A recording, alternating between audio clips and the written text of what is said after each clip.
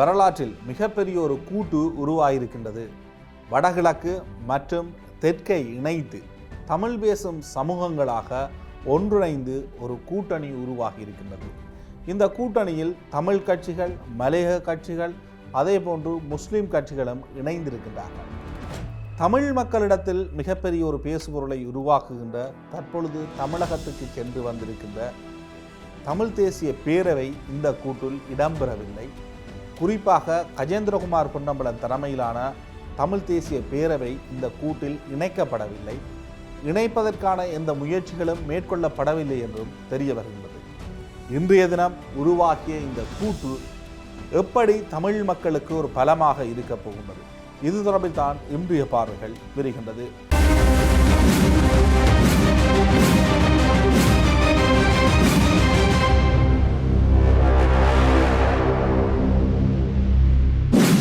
ஸ்ரீ காளிமாதா ஜோதிடம் உலக புகழ்பெற்ற ஜோதிடர் பண்டித் மகாராஜா. காதல், கல்யாணம், உத்தியோகம், வியாபாரம், கல்வி, குழந்தை பாக்கியம் மற்றும் மந்திர சூனிய பிரச்சனைகளுக்கு நிரந்தர தீர்வு. இன்றைய தினம் கொழும்பில் தமிழ் பேசும் கட்சிகளாக தமிழ் பேசும் சமூகங்களுக்கிடையில் ஒரு பொது நிலைப்பாட்டுடன் இணைந்து செயற்படுவதற்கான ஒரு கூட்டணி ஒன்று அமைத்து கொள்ளப்பட்டிருக்கின்றது. இந்த கூட்டணி என்பது இலங்கை தமிழரசு கட்சி, தமிழ் முற்போக்கு கூட்டணி, ஸ்ரீலங்கா முஸ்லிம் காங்கிரஸ், அகில இலங்கை மக்கள் காங்கிரஸ், ஜனநாயக தமிழ் தேசிய கூட்டணி, இலங்கை தொழிலாளர் காங்கிரஸ் போன்ற கட்சிகள் இணைந்து இந்த கூட்டணியை உருவாக்கி இருக்கின்றார்கள். எல்லா கட்சிகளும் தமிழ் மக்கள் அல்லது தமிழ் மக்கள் என்று சொல்லப்படுகின்ற தமிழ் பேசும் சமூகங்களாக ஒன்றிணைந்து அரசாங்கத்துக்கு எதிராக இவ்வாறு செயற்படுவது அல்லது பேரினவாதம், குறிப்பாக தென்னிலங்கையினுடைய அரசியலிலிருந்து தங்களுக்கு தேவையான உரிமைகளை எவ்வாறு பாதுகாப்பது, வென்றெடுப்பது என்ற விடயத்தில் பொது நிலைப்பாடு ஒன்றுடன் தொடர்ந்து இயங்குவது. அதே நேரம் இந்த 6 கட்சிகளுக்கு இடையில் ஒரு நிலைப்பாடு எடுக்க முடியாத ஒரு சூழ்நிலை ஏற்பட்டால் அந்த கூட்டணி என்பதை கடந்து அவர்கள் தனித்தனி கட்சிகளாக இயங்கிக் கொள்வார்கள். ஆனால் 6 கட்சிகளும் ஒரு பொது நிலைப்பாட்டுக்கு வரக்கூடிய விடயங்களில் ஒரு பொது நிலைப்பாட்டுக்கு வந்து அதனுடன் அரசாங்கத்துடனோ அல்லது வேறு தரப்புகளுடன் ஒரு பேச்சுவார்த்தைக்கு செல்வதாக இருந்தாலும் சரி, அல்லது எதிர்ப்பை வெளிப்படுத்துவதாக இருந்தாலும் சரி, போராட்டங்களை நடத்துவதாக இருந்தாலும் சரி, அவ்வாறு ஒன்றிணைந்து செயற்படுவார்கள் என்பதுதான் தற்பொழுது இந்த கூட்டணியை உருவாக்கிய தரப்பினுடைய கருத்து. குறிப்பாக புதிய அரசியல் அமைப்பு, மாகாண சபை தேர்தல் நடத்தப்பட வேண்டும், மாகாண சபை முறைமை இயங்காமல் இருக்கின்றது இந்த விடயம். அதே போன்று காணி பிரச்சனை, குறிப்பாக தமிழ் மக்கள் என்று பார்க்கின்ற பொழுது வடகிழக்கில் இருக்கின்ற தமிழ் மக்களினுடைய தாயகம் தொடர்ச்சியாக பறிக்கப்படுகின்றது. இங்கு தமிழ் மக்கள் என்று பார்க்கப்படுகின்ற பொழுது இங்கு தமிழ் மக்கள், முஸ்லீம் மக்கள் அனைவருக்கும் சொந்தமான இந்த வடகிழக்கில் தொடர்ச்சியாக சிங்கள குடியேற்றமும் இராணுவ பிரசன்னமும் பௌத்த மயமாக்கலும் தொடர்ச்சியாக இடம்பெறுகின்ற ஒரு விடயம். ஆகவே இந்த விடயம் சார்ந்து ஒரு பொது நிலைப்பாட்டுக்கு வருவது, அதே போன்று பௌத்தமயமாக்கல் அல்லது தையிட்டி விகாரை போன்ற விடயம், குருந்தூர் மலை போன்ற விடயம், வெடுக்கினாரி மலை சார்ந்த விவகாரங்கள், மட்டக்களப்பு இருக்கின்ற மேய்ச்சல் தரவை போன்ற விடயங்கள், அதே போன்று வடகிழக்கில் இருக்கின்ற சகல நிலப்பிரச்சனைகள் தாண்டு, அதே போன்று முஸ்லீம் மக்களுக்கும் தமிழ் மக்களுக்கும் இருக்கின்ற பிரச்சனைகள் சார்ந்தும் ஒரு பொது நிலைப்பாட்டுக்கு வருதல், அந்த பிரச்சனைகளை இந்த கூட்டணியை ஒரு களமாக அமைத்து அந்த பிரச்சனைகள் தொடர்பில் விவாதித்து ஒரு புள்ளியை தேடி கண்டுபிடித்தல் என்பதுதான் இந்த கூட்டணியினுடைய நிலைப்பாடு. இப்படி பார்க்கின்ற பொழுது இந்த கூட்டணி ஒரு அவசியமானது, இந்த காலத்திற்கு ஒரு பொருந்தக்கூடியது, தேவையானது ஒன்று. ஏனெனில் இந்த நாட்டின் சிறுபான்மை சமூகங்களாக எண்ணிக்கையில் இருக்கின்ற தரப்பினர் அனைவரும் ஒன்றிணைந்த குரலாக இருப்பது என்பது இந்த நாட்டை பொறுத்த வரைக்கும் பலமான விடயம். ஆனால் உண்மையில் இந்த சிறுபான்மையினம், அதாவது எண்ணிக்கையில் சிறுபான்மையினர் என்று குறிப்பிடப்படுகின்ற இந்த இனம் ஒரு நிலைப்பாட்டுடன் இருக்கின்றார்களா? இவர்கள் தங்களை சிறுபான்மையினராக விழித்து கொள்ள விரும்புகின்றார்களா?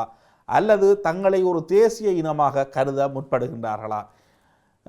தென்னிலங்கையுடன் பேசுகின்ற பொழுது சிறுபான்மையினர் என்றும் கதைக்கின்றார்கள். அதே போன்று தமிழ் மக்கள் தங்களுடைய பிரச்சனைகளை கையாளுகின்ற பொழுது தாங்கள் ஒரு தேசிய இனம் என்ற அடிப்படையிலும் முஸ்லிம் கட்சிகள் பேசுவதுண்டு. மலைய மக்களும் 200 ஆண்டுகால வரலாற்றை கடந்து விட்டார்கள். அவர்கள் ஒரு தேசிய இனமாக தங்களை கருதப் போகின்றார்களா? தேசிய இனத்துக்குரிய தங்களுடைய உரிமைகளை வென்றெடுக்கப் போகின்றார்களா?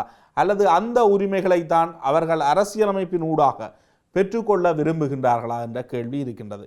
அதேபோன்று மலையக மக்களுக்கு இன்னும் காணி உரிமை சார்ந்த பிரச்சனை என்பது அவர்களின் மிக பிரதானமான ஒரு பிரச்சனையாக இருக்கின்றது.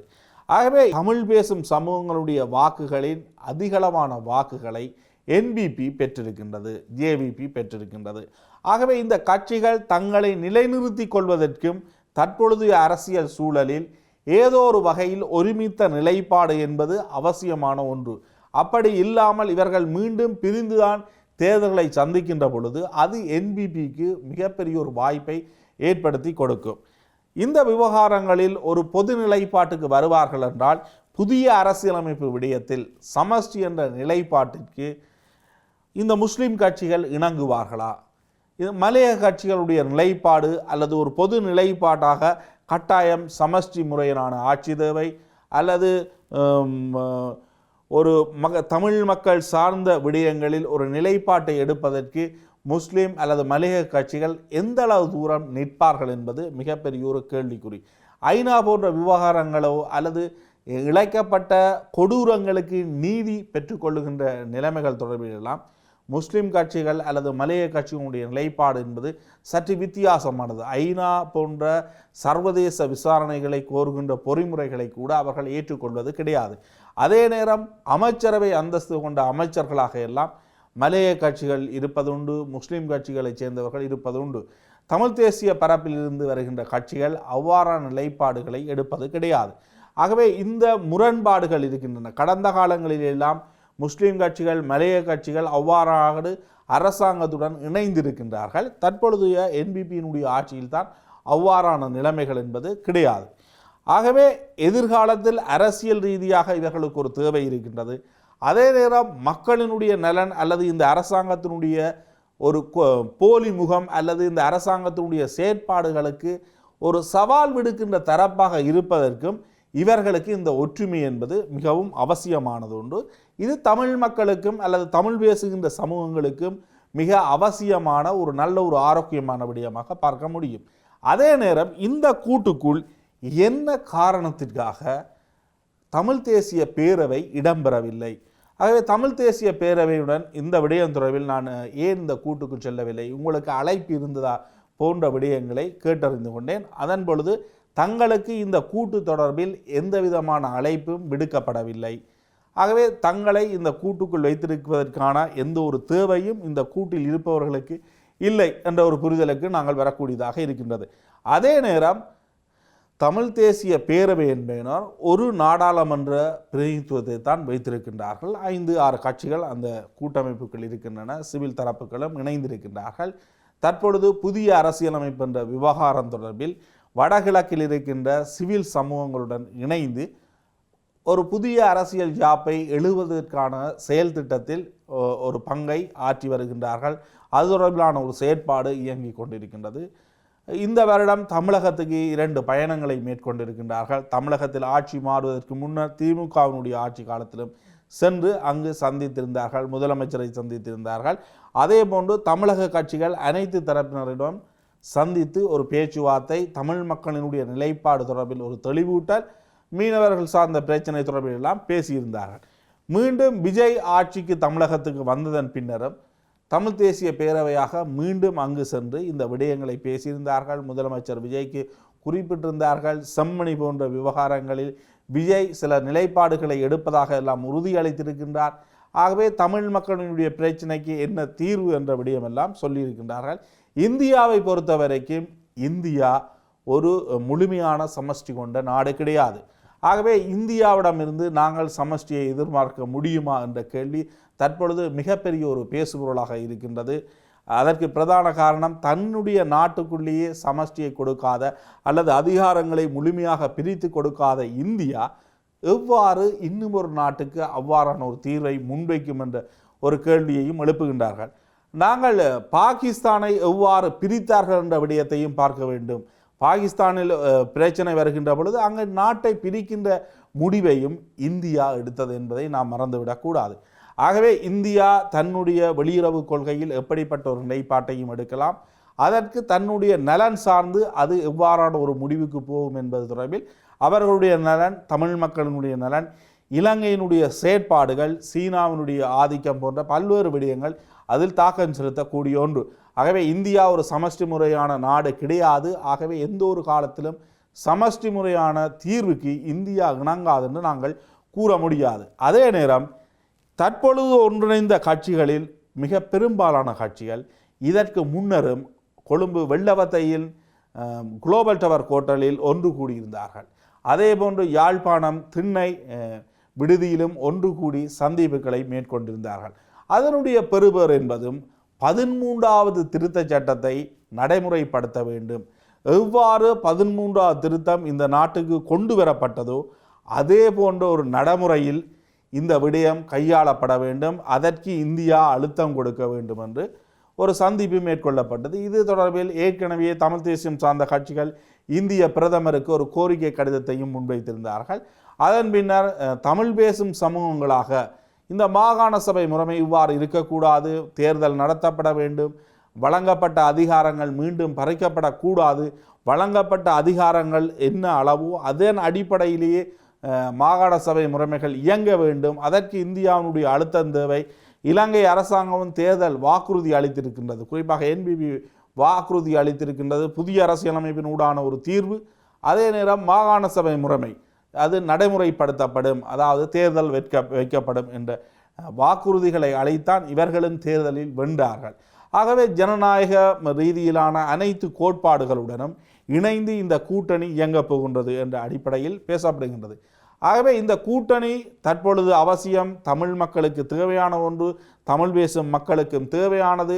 இந்த அரசாங்கத்தை எதிர்கொள்வதற்கு இவ்வாறான கூட்டணி இல்லாமல் உதிரி கட்சிகளாக இருந்து கொண்டு இவர்களால் எந்தவித அழுத்தத்தையும் வழங்க முடியாது.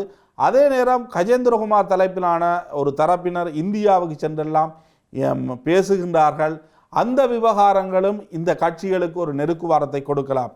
ஏனெனில் அயல் நாட்டுக்கு சென்று இவ்வாறான பேச்சுவார்த்தைகளில் அவர்கள் ஈடுபடுகின்ற பொழுது அவர்கள் ஒரு கட்சியாக அல்லது அவர்கள் ஒரு கூட்டணியாகத்தான் இந்த விடயங்களை கையாளுகின்றார்கள்.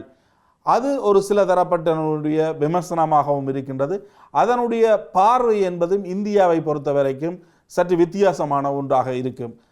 அதே நேரத்தில் இவ்வாறு இலங்கையில் இருக்கின்ற அனைத்து தமிழ் பேசுகின்ற நாடாளுமன்ற உறுப்பினர்களும் ஒன்றிணைந்து தங்களுடைய தீர்வுகள் சார்ந்து தங்களுடைய நிலைப்பாடுகள் சார்ந்து ஒரு நிலைப்பாட்டை எடுத்து டில்லிக்கு செல்வதாக இருந்தாலும் சரி அல்லது விஜயை சந்திப்பதற்கு செல்வதாக இருந்தாலும் சரி அதற்கான பெறுமதி என்பது மிகப்பெரிய ஒரு பெறுமதி இருக்கும். ஏனெனில் அதனுடைய தாற்பயம் என்பது பெரிய ஒன்று, அதற்கு கிடைத்த மக்களாணை என்பது இன்னும் மிகப்பெரிய ஒன்று. ஆகவே அவர்கள் தங்களுடைய நிலைப்பாடாக சில நேரம் சென்று 13ஆம் திருத்தத்தையும் முன்வைப்பதற்கு வாய்ப்பு இருக்கின்றது. எனினும் தங்களுடைய விடயத்தில் அவர்கள் புதிய அரசியலமைப்பு, மாகாண சபை முறை, நிலப்பிரச்சனை போன்றவற்றைத்தான் பேச இருப்பதாக கூறப்படுகின்றது. ஏன் இந்த விவகாரத்தில் கஜேந்திரகுமார் பொன்னம்பலம் தரப்பு, குறிப்பாக தமிழ் தேசியம் பேரவையினை இணைத்து கொள்ளவில்லை என்பது இங்கு ஒரு கேள்வி. அது தொடர்பில் அந்த கட்சியுடன் பேசுகின்ற பொழுது தங்களுக்கு அந்த அழைப்பு இருக்கவில்லை என்று கூறியிருந்தார்கள். ஆகவே தற்பொழுது இருக்கின்ற நிலைமையில் இந்த தரப்பினருக்கு ஒரு தேவை இருக்கின்றது, அவசியம் இருக்கின்றது. இவ்வாறான ஒரு கூட்டை உருவாக்குவது என்பது இந்த மக்களுக்கு ஏதோ ஒரு வகையில், இவர்களுக்கு மக்கள் வழங்கிய ஆணைக்கு ஏதோ ஒரு வகையில் அழுத்தத்தை கொடுப்பதற்கு இவர்களுக்கு இருக்கின்ற ஒரு அடுத்த கட்டமாக பார்க்கப்படும். அதே நேரம் அரசியல் ரீதியான ஒரு எதிரியாக இருக்கின்ற தனியே செயற்பட்ட கஜேந்திரகுமாருக்கும் ஒரு நெருக்குவாரத்தை இவர்களால் கொடுக்க முடியும். இவர்கள் இந்தியா செல்கின்ற பொழுதோ அல்லது டில்லிக்கு செல்கின்ற பொழுதோ தமிழகத்தை நோக்கிய பயணத்தின் பொழுது இவர்கள் செய்கின்ற விடயம் என்பது இன்னும் மிகப்பெரிய ஒரு ஊடக வெளிச்சத்தையும் அழுத்தத்தையும் கொடுப்பதற்கு வாய்ப்பு இருக்கின்றது. பொறுத்திருந்து தான் நாங்கள் பார்க்க வேண்டும் இந்த கட்சிகளினுடைய அடுத்த கட்ட செயற்பாடுகள் எப்படி இருக்க போகின்றது. மிக பிரதானமான காரணமாக கொள்ளலாம், இந்த முஸ்லீம் மக்களுக்கும் தமிழ் மக்களுக்கும் ஒரு ஒருங்கிணைவு இருக்குமானால் கிழக்கில் பல பிரச்சனைகளுக்கு தீர்வு காண முடியும். கல்முனை வடக்கு பிரதேச போன்ற விடயங்கள் தொடர்பிலெல்லாம் இந்த கூட்டுக்குள் பேசப்பட வேண்டும். அதே போன்று மலையக மக்களுடைய ஆதரவும் இருக்கின்ற பொழுது அது ஒரு தேசிய ரீதியில் ஒரு முக்கியத்துவம் வாய்ந்த பிரச்சனையாக இருக்கலாம். தமிழ் மக்களுக்கு இங்கு ஒரு பிரச்சனை ஏற்படுகின்ற பொழுது அதற்கு இவர்கள் அனைவரும் ஒன்றிணைந்து குரல் கொடுப்பார்களாக இருந்தால் அது இன்னும் மிகப்பெரிய ஒரு வெளிச்சத்தையும் ஒரு பலத்தையும் கொடுக்கக்கூடியது. ஆனால் இவர்கள் அனைவருடைய நிலைப்பாடு தையிட்டி விகார விடயத்தில் எவ்வாறு தமிழ் மக்களினுடைய காணிகள் மீள ஒப்படைக்க வேண்டும் என்ற விடயத்தில் எப்படிப்பட்டது, தமிழ் மக்களுக்கு இழைக்கப்பட்ட கொடூரங்களுக்கு நீதி நிலைநாட்டப்படுவதும் அல்லது சர்வதேச விசாரணை ஒன்று அவசியம் என்ற விடயத்தில் இவர்களுடைய நிலைப்பாடு எப்படிப்பட்டது என்ற கேள்விகள் இருக்கின்றன. இந்த தரப்புகள் எல்லாம் ஒரு காலத்தில் குறைந்த பட்சம் சில கட்சிகளை கடந்து மிகுதி அனைவரும் ஒன்றிணைத்துதான் P2P போராட்டத்தையும் முன்னெடுத்திருந்தார்கள். அது மிகப்பெரிய ஒரு அழுத்தத்தை கொடுத்தது என்று சொல்லலாம் அரசாங்கத்திற்கு. ஆனால் இந்த அழுத்தங்கள் அனைத்தையும் சில தரப்புகள் பயன்படுத்தி வெற்றி அடைந்ததை தவிர தமிழ் மக்களுக்கு இதன் மூலம் எந்த ஒரு மிகப்பெரிய வெற்றியும் கிடைக்கவில்லை என்பதுதான் உண்மை. ஆகவே இந்த கூட்டு அடுத்த கட்ட பயணம் எப்படி இருக்க போகின்றது என்பது தொடர்பில் பொறுத்திருந்து பார்ப்போம். இன்னும் ஒரு பார்வைகளில் சந்திக்கின்றேன். நன்றி, வணக்கம். ஸ்ரீ காளிமாதா ஜோதிடம் உலக புகழ்பெற்ற ஜோதிடர் பண்டித் மகாராஜா. காதல், கல்யாணம், உத்தியோகம், வியாபாரம், கல்வி, குழந்தை பாக்கியம் மற்றும் மந்திர சூனிய பிரச்சனைகளுக்கு நிரந்தர தீர்வு.